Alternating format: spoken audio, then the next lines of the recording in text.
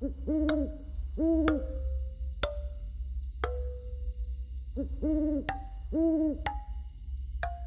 হ্যাঁ গো দাদু, আমি বুঝে গেছি তোমার কথা। আমি গ্রামে সকালেই আসবো, রাতে আসবো না।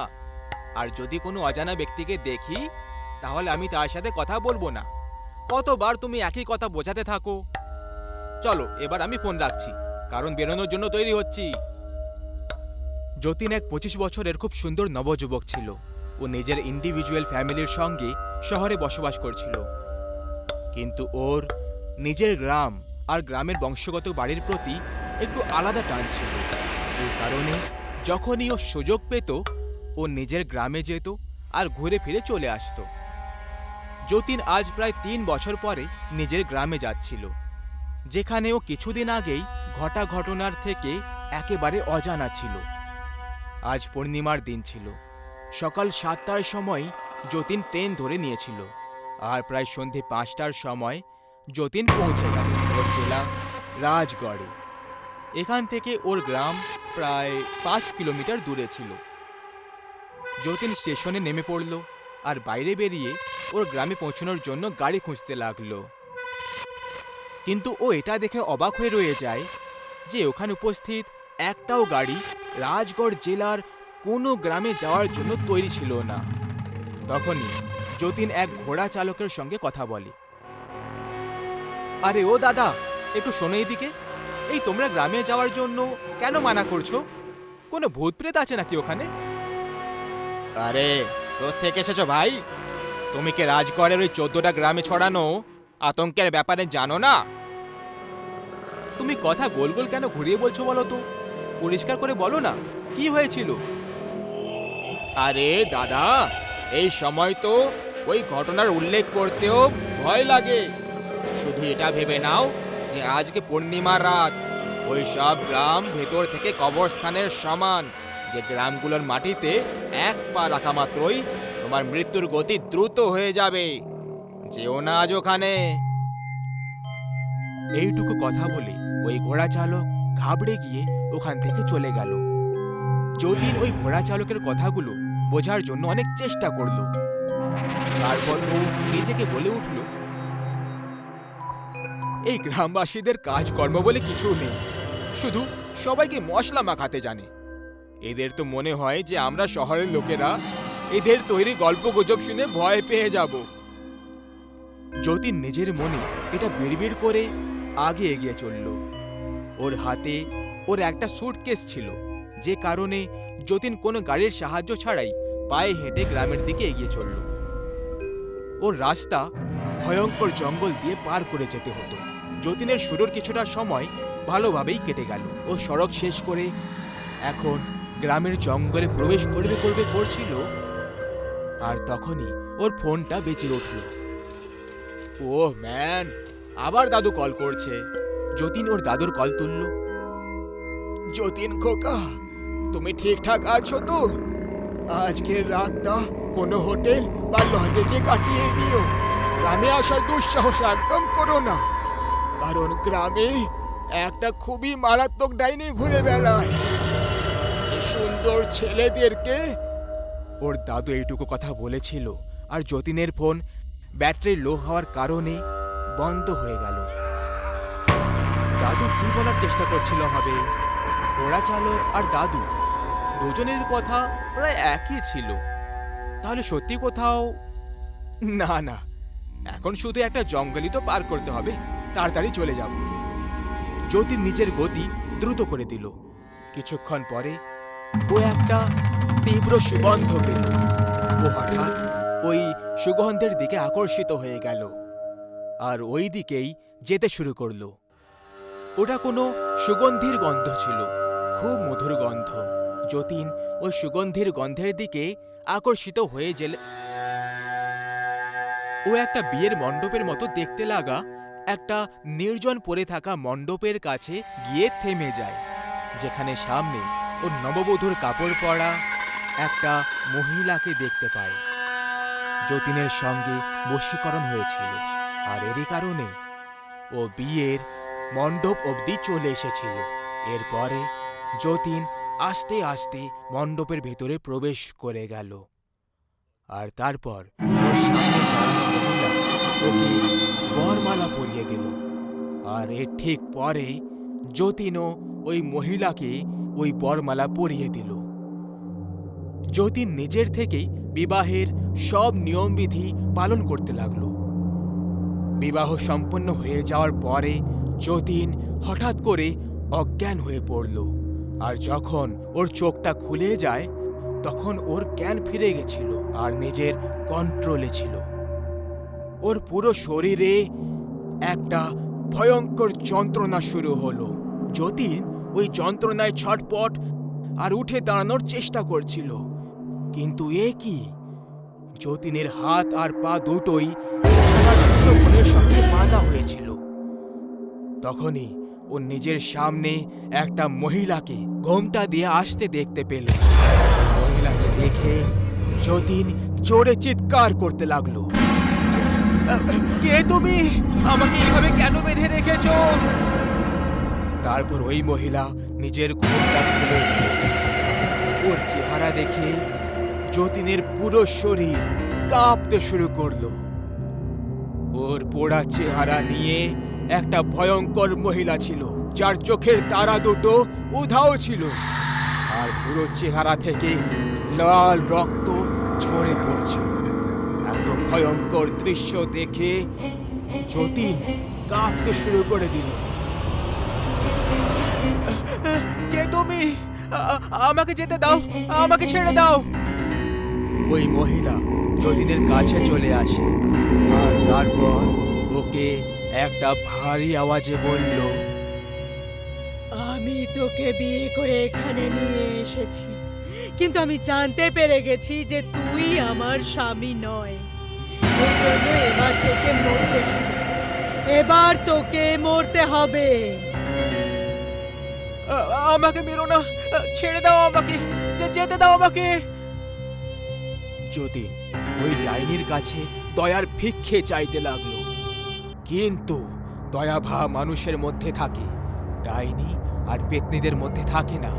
যতীনের ঠিক পাশে রাখা চাকু হাওয়াতে নিজের থেকে উঠে গেল আর ওই চাকু যতীনের মাথার আর পার হয়ে গেল, যে কারণে যতীন ছটপট করতে করতে মৃত্যুর ঘুম ঘুমিয়ে পড়ল।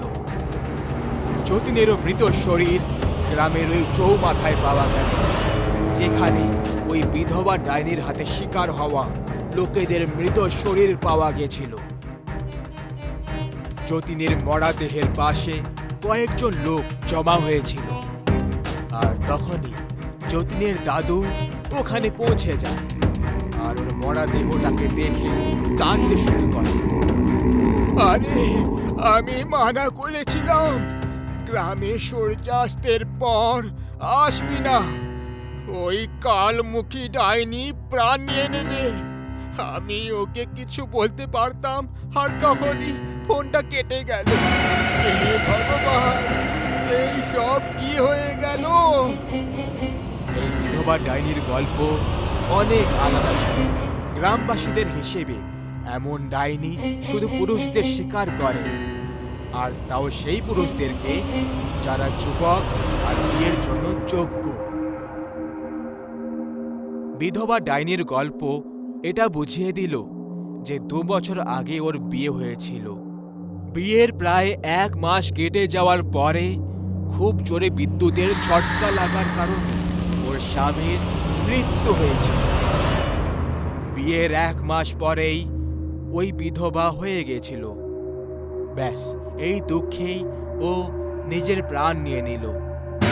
কিছু লোক এটাও বলে থাকে যে ও আত্মহত্যা করেনি, বরং গ্রামেরই কিছু বদমাশ শয়তানরা ওর স্বামীর না হওয়ার সত্যি জেনে ওকে ঘিরে নিল আর ওকে ধর্ষণ করে ওকে মৃত্যুর শয্যায় পৌঁছে দিল।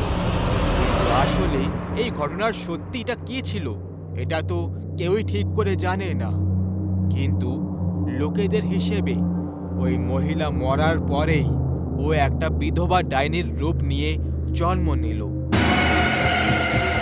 আর সন্ধ্যা হওয়ার পরে ও রাজগড়ে লুকিয়ে লুকিয়ে সবার উপর নজর রাখে আর যখনই ও কোনো সুন্দর যুবককে দেখতে পায় তাকে নিজের সুগন্ধির বশে এনে তার সঙ্গে বিয়ে করে নেয়। আর যখন ও জানতে পারে যে ও ওর স্বামী নয়, তখন তাকে প্রাণে মেরে ফেলে। এই কাহিনীটা প্রায় 20 বছর আগেকার, যখন গ্রামে গঞ্জে প্রায় সময় সবাই বাইরে বা ছাদেই ঘুমোতো। সেই সময় এত আধুনিকতা ছিল না। 6 বছরের শুভম তার দাদুর সঙ্গে ঘরের বারান্দায় ঘুমোচ্ছিল। তখনই ও কিছু একটা আওয়াজ শুনতে পেল। ও ঘুম থেকে জেগে গেল। ও নিজের থেকে প্রায় 20 মিটার দূরত্বে একটা সাদা শাড়ি পরে মহিলাকে দাঁড়িয়ে থাকতে দেখল। ওই মহিলার চুল মাথা থেকে পা অবধি ছিল, যে কারণে তার চেহারা ঠিক করে দেখা যাচ্ছিল না। তার ওপর পুরো পরিবেশে ঘন কুয়াশা ছেয়ে গেছিল। শুভম কিছুক্ষণ অবধি ওই মহিলার দিকে একভাবে তাকিয়ে দেখল, কিন্তু তারপর ওই মহিলা শুভমকে নিজের কাছে আসার ইশারা করতে লাগলো।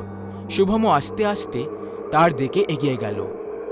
আর তখনই ওই মহিলা শুভমের চেহারায় স্পর্শ করে আর তারপর ওকে নিয়ে কোনো একটা জায়গায় নিয়ে চলে গেল আর উধাও হয়ে গেল। পরের সকালে দাদু নিজের কাছে শুভমকে দেখতে পেল না। তখন ওকে পুরো বাড়িতে খুঁজতে লাগলো। শুভম, খোকা শুভম, শুভম। দাদু বাড়ির লোকেদের কাছেও শুভমের ব্যাপারে জিজ্ঞেস করে, কিন্তু বাড়ির লোকেরা তো উল্টে দাদুকেই প্রশ্ন জিজ্ঞেস করতে লাগলো। আরে ও সুমন বাবু, তুমি কোথাও শুভমকে দেখেছো? আরে তুমিও যে কি করো এখন বাবা? তোমার সাথীও প্রত্যেকদিন রাতে ঘুমোয়, আর তুমি আমাদেরকে প্রশ্ন জিজ্ঞেস করছো? কি জানি শুভম কোথায় চলে গেল, এখন কোথায় খুঁজবো ওকে? দাদু কিছুক্ষণ শুভমের ব্যাপারে ভাবলো, কিন্তু তখনই সে হঠাৎ করে দৌড়ে বারান্দায় চলে যায়, যেখানে সে শুভমের জুতো সব সময় পরে থাকতে দেখত। এটা দেখা মাত্রই দাদু চিৎকার করে ওঠে, হে রাম, আমাদের বাচ্চাকে ওই ডাইনি তুলে নিয়ে চলে গেছে। আমি আগেই মানা করেছিলাম ছোট বাচ্চাদের বারান্দায় শোবার জন্য পাঠাবে না, কিন্তু এই বুড়ো লোকটার কথায় কে কান দেয়? তখনই ওখানে সুমন দৌড়ে দৌড়ে চলে আসে। আরে কি হয়েছে বাবা, কেন এত চিৎকার করছো? শুভম উধাও হয়নি, আসলে ওই বন্ধা ডাইনি আমাদের শুভমকে নিজের সঙ্গে নিয়ে চলে গেছে। আরে কি বাবা, বুড়ো বয়সে পাগল হয়ে গেলে নাকি? যা তা তখন থেকে বলে চলেছ। আরে তোমরা সবাই বোকা ছেলে আর বোকাই থাকবে। তোমরা সবাই এটা কেন বুঝতে পারো না যে ওই বন্ধা ডাইনি আবার এই গ্রামে ফিরে এসেছে, নিজের পুরনো প্রতিশোধ পুরো করার জন্য আবার এসে গেছে। ঘরের সবাই খুব চিন্তায় ছিল আর দৌড়ে দৌড়ে বাইরের দিকে চলে আসে। ওরা সবাই মিলে শুভমকে পুরো গ্রামে খুঁজতে লাগলো, কিন্তু তারা ওকে কোথাও খুঁজে পেল না। আরে আমার কথা কেউ শুনছে না কেন? তোমরা সবাই এটা কেন বুঝতে পারো না যে শুভম গ্রামে হারায়নি, বরং ওকে ওই কালমুখী ডাইনি নিজের সুরঙ্গে লুকিয়ে রেখেছে হবে? তোমাদের সবাইকে ওখানে যাওয়া উচিত।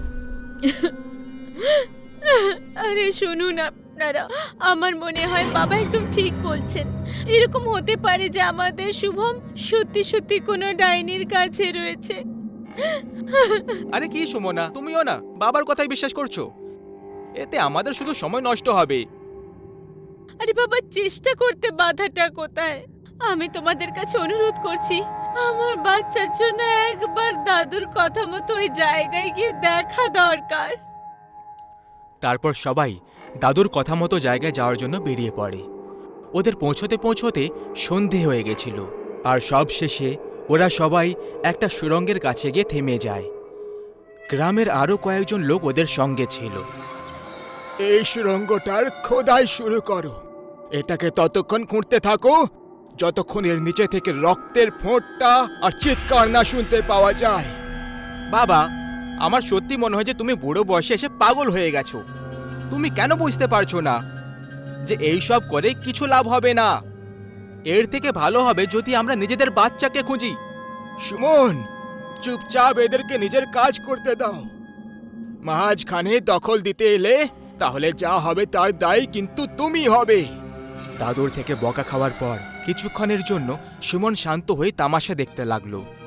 তান্ত্রিক ঠিক ওর পাশে দাঁড়িয়ে ক্রমাগত তন্ত্রমন্ত্র পড়ে চলেছিল। আস্তে আস্তে এবার সূর্যও ডুবে যাচ্ছিল। সুমনের রাগ আর পরিস্থিতি খারাপ হওয়া দুটোই সময়ের সাথে বেড়েই চলেছিল। সুমন হঠাৎ করে বিরক্ত হয়ে বলে উঠল, এবার যদি আপনার এই বাজে চর্চায় যুক্ত হতে চাও তাহলে ঠিক আছে, আমি একাই নিজের বাচ্চাকে খোঁজার জন্য বেরোচ্ছি। এই বলে সুমন ওখান থেকে বেরোচ্ছিল, আর তখনই ওর পা মাটির সঙ্গে চিপকে গেল, যে কারণে ও আগে এগোতেই পারছিল না। ঠিক সেই সময় খোদাই করার সময় মাটির নিচে থেকে একটা বাচ্চার চিৎকার শুনতে পাওয়া গেল, আর রক্তের লাল লাল চিহ্ন মাটিতে দেখতে পাওয়া গেল। ভালো করে শোনো এই আওয়াজটা। তান্ত্রিক, তুমি তোমার প্রক্রিয়াটাকে তাড়াতাড়ি করে দাও। যে লোকটা খোদাই করছিল সে কান লাগিয়ে ওই আওয়াজটা শুনতে লাগলো, কিন্তু তখনই ওকে কোনো একটা হাত মাটির নিচে থেকে ভেতরে টেনে নিল, যে কারণে এক ঝটকায় ও পাতালের ভেতরে গিয়ে মিশে গেল। থেমে যাও সবাই, সবাই এই গর্ত থেকে দূরে সরে যাও। তান্ত্রিক এবার গঙ্গা জলের ফোঁটা ওই খোদাই করা স্থানে ছড়িয়ে দিল, যাতে ওই জায়গাটার শুদ্ধিকরণ করা যায়। তান্ত্রিক আস্তে আস্তে ওই গর্তের কাছে চলে যায়। তার হাতে কয়েকটা বীজ ছিল। সে যখনই ওই বীজগুলোকে ওই মাটিতে ছড়িয়ে দিল, তখনই মাটির নিচে থেকে একটা বাচ্চার লাশ উপরে চলে আসে, আর চেহারার ওপর থেকে মাটি সরানোর পর তারা দেখতে পায় যে এ তো তাদের শুভমের দেহ। হে ভগবান, এ কি হয়ে গেল আমার বাচ্চার? সবাই কাঁদতে লাগলো, শুভমের মৃত্যুর জন্য শোক মানাতে লাগলো। তখনই তান্ত্রিক তাদের সবাইকে শান্ত করে এটা বলল, দেখুন, আপনারা শান্ত হয়ে যান, আমি নিজের ঘোর তপস্যায় লীন হতে চলেছি। আপনারা সবাই কিছুক্ষণের জন্য চিৎকার করবেন না। এরপরে তান্ত্রিক তার তন্ত্রবিদ্যার ব্যবহার শুরু করে দিল। কিছুক্ষণের মধ্যেই একটা মহিলা সামনে এসে প্রকট হলো। তাহলে সে তুই ছিলি যে খেলাটা খেলেছে? এবার বল, শুভম কোথায় আছে? তুই ওর সঙ্গে কি করেছিস? আমি তোকে কবেই মেরে দিয়েছি, আর ওর আত্মাকে পরলোক পাঠিয়ে দিয়েছি। খুব মজা করতে, তাই না গ্রামবাসীরা? আমি বন্ধা বলে তোমরা সবাই মজা করতে। এবার শাস্তি পাওয়ার জন্য তৈরি হয়ে যাও, তৈরি হয়ে যাও। কিন্তু তুই আমাদের বাচ্চাকে কেন কেড়ে নিলি? ওই নির্দোষ বাচ্চাটা তোর কি ক্ষতি করেছিল? ক্ষতিও কিছু করেনি, বরং তুই করেছিলি বুড়ো।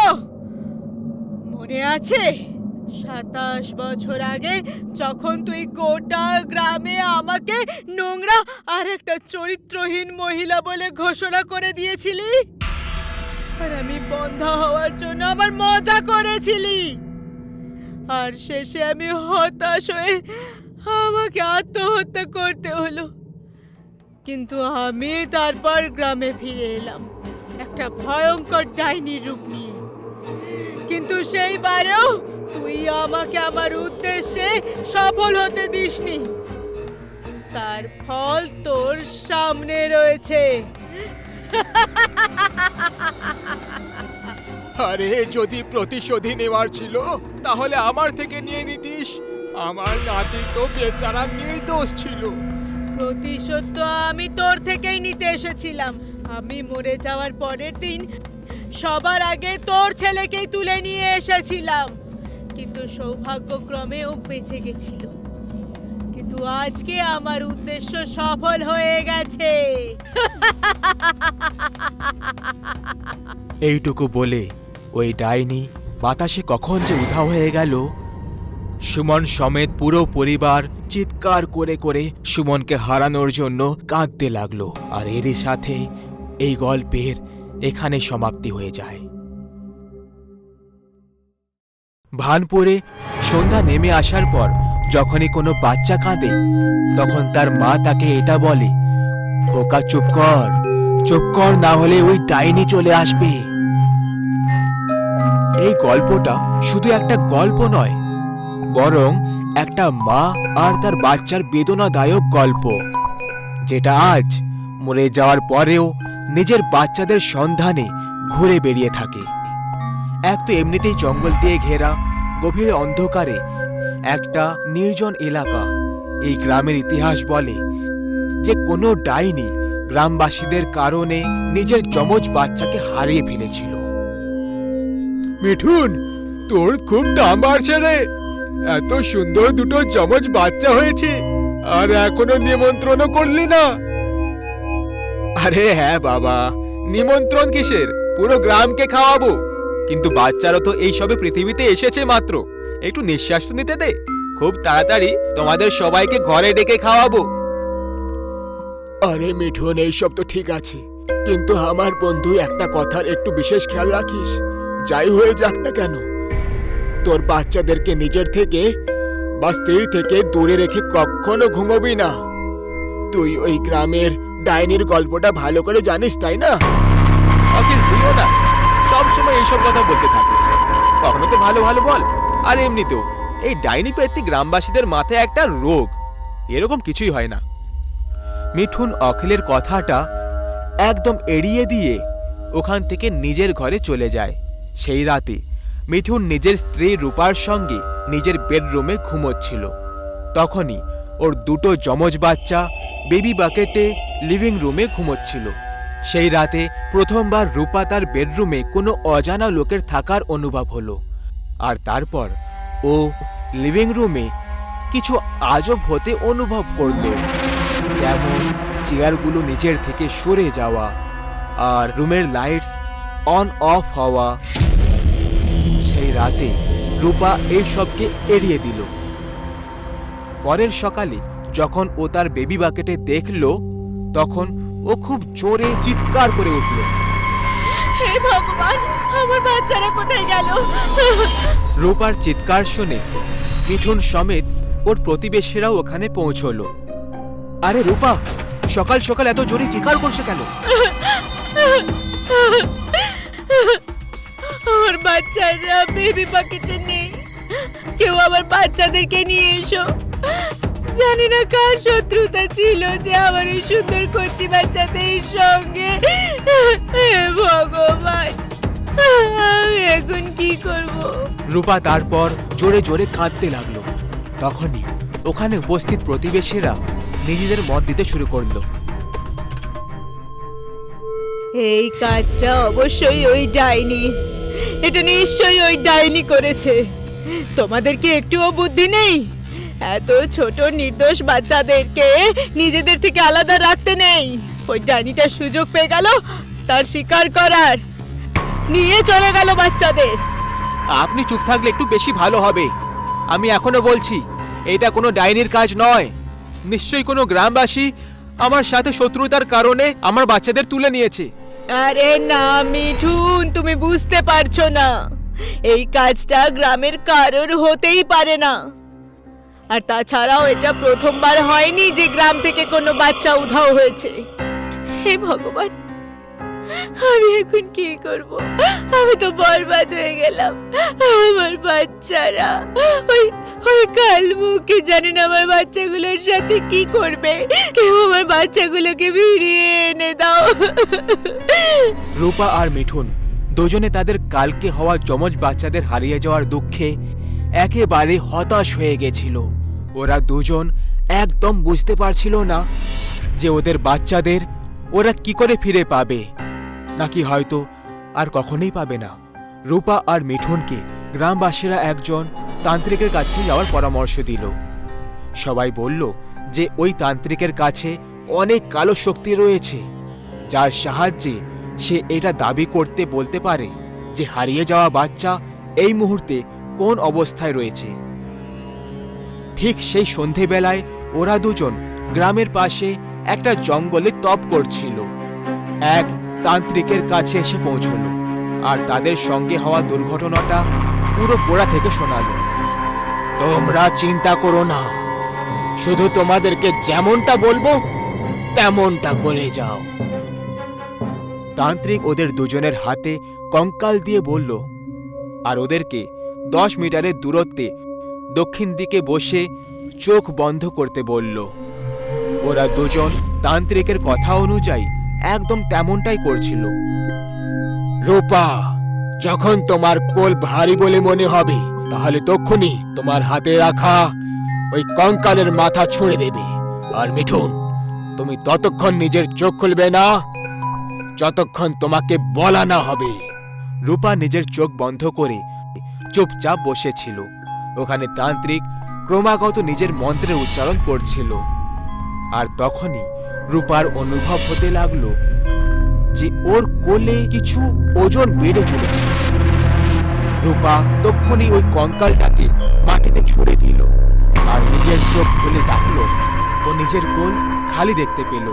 ও তক্ষুনি ওই তান্ত্রিকের দিকে তাকালো। ওর তো হুঁশ উড়ে গেল। রূপা দেখল ওই তান্ত্রিক আর মিঠুন একে অপরের মুখোমুখি বসে আছে, যেখানে মিঠুন জোরে জোরে নড়ে যাচ্ছিল আর ওই তান্ত্রিক মিঠুনের মাথায় রক্তের তিলক লাগাচ্ছিল। রূপা তান্ত্রিককে জিজ্ঞেস করল যে এইসব কি চলছে। তান্ত্রিক ওকে চুপ করে থাকার ইশারা করল আর শান্তিতে বসে থাকতে বলল। তখনই হঠাৎ মিঠুনের ভেতরে কোনো মহিলার আত্মা চলল আর তারপর মিঠুন বলতে শুরু করে দিল। এই যমজ বাচ্চাগুলো আমার, এরা সেই বাচ্চারা যাদের আমি বহু বছর ধরে এই গ্রামে খুঁজে চলেছি। কিন্তু তুই এত বিশ্বাসের সঙ্গে এটা কি করে বলতে পারিস যে এরা তোরই বাচ্চা? কারণ গ্রামের অনেক বাচ্চাদেরকে অপহরণ করে মেরে দিয়েছিস তুই। হ্যাঁ, এটা সত্যি যে আমি বাচ্চাদের অপহরণ করি, যাতে আমি পরীক্ষা করতে পারি যে ওরা আমারই বাচ্চা। আর যখন আমি জানতে পারি যে ওরা আমার বাচ্চা নয়, তখন আমি ক্রোধে এসে ওদেরকে মেরে ফেলি। কিন্তু এইবারে এরা আমারই সন্তান, আর আমি এদেরকে মারবো না, বরং এদেরকে নিজের সাথে নিয়ে এই গ্রাম থেকে দূরে চলে যাব। তুই কি করে জানতে পারলি যে এরা তোরই বাচ্চা? এদের পুনর্জন্ম হয়েছে। এখন এদেরকে পাওয়ার পর তুই গ্রাম ছেড়ে কেন চলে যাবি? আমার যমজ বাচ্চাদের নিখোঁজ হওয়ার পরে আমি পাগল হয়ে গেছিলাম। আমি গ্রামবাসীদের থেকে প্রতিশোধ নেব ঠিক করলাম। এরই মাঝে অনেক তপস্যা করে এই বরদান পেলাম যে আমার বাচ্চাদের যখনই পুনর্জন্ম হবে ওদের রক্ত কালো হবে, আর এটা একটা সংকেত হবে যে ওরা আমারই সন্তান। কিন্তু এর শর্ত ছিল যে আমি বাচ্চাদেরকে তাদের জন্মদিনের 2 বছর হওয়ার পরেই ওদেরকে ছুঁতে পারবো। এরপর আমার ওদের উপর কোনো শক্তি থাকবে না। এই কারণে যখনই গ্রামের মধ্যে কারোর ঘরে বাচ্চা হতো, তখন আমি তাদের ঘরের বাইরে ঘুরে বেড়াতাম আর অপেক্ষা করতাম কখন ওই বাচ্চারা তাদের থেকে দূরে যাবে।